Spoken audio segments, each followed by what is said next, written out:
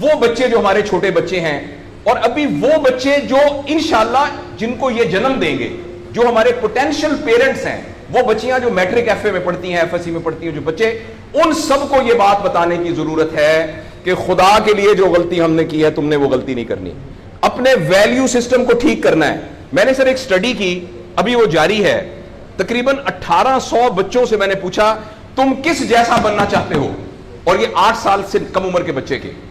آپ یقین کریں بچوں نے جو کہا وہ یہ کہا میں میسی کی طرح بننا چاہتا ہوں جو فٹ بالر ہے, کسی نے کہا میں عاطف اسلم کی طرح بننا چاہتا ہوں, کسی نے انڈیا کے اداروں کا نام لیا, کسی نے نہیں کہا میں ابو بکر کی طرح بننا چاہتا ہوں, کسی نے نہیں کہا میں حضرت علی کی طرح بننا چاہتا ہوں, کسی نے نہیں کہا میں قائد اعظم کی طرح بننا چاہتا ہوں, کسی نے نہیں کہا میں عبدالستار ریدی کی طرح بننا چاہتا ہوں.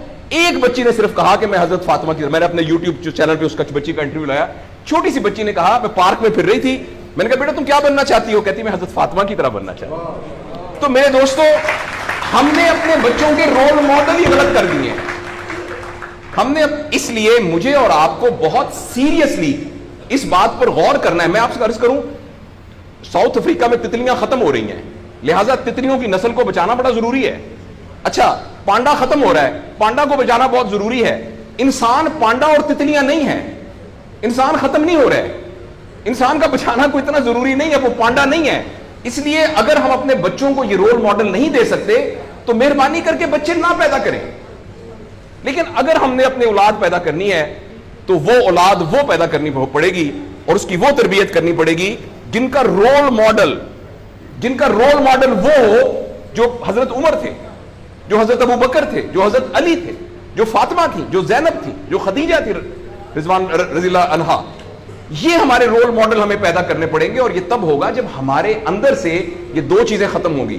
نمبر 1, ہم پیسے کی بنیاد پر اپنے آپ کو بڑھانا سمجھیں, اور دوسرا یہ کہ ہم فرد کو فرد کے لیے تیار نہ کریں, فرد کو معاشرے کے لیے تیار کریں. میرا بیٹا تو 1100 میں سے 1100 نمبر لے کے ڈاکٹر بن کے ایک جگہ پر اسسٹنٹ پروفیسر لگا ہوا ہے, معاشرے کو کیا فائدہ ہوا ہے؟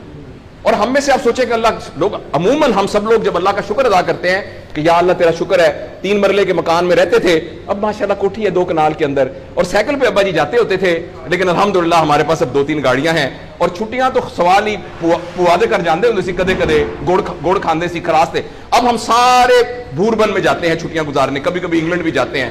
اللہ کا ہمارے اوپر بڑا کرم ہو گیا. اس غلط فہمی سے ہم اپنے آپ کو نکالیں. اللہ کا کرم یہ ہے کہ میری وجہ سے, جیسے انہوں نے ویڈیو دکھائی ہے کہ ہمارے یہاں کوئی بلڈ کا کچھ نہیں ہوتا تھا, شکر ہے میری وجہ سے یہ بلڈ والا کام شروع ہو گیا. میں ڈاکٹر ہوں, یہ والی سروس یہاں موجود نہیں تھی, اللہ کا شکر ہے کہ یہ والی سروس اب یہاں موجود ہو گئی ہے.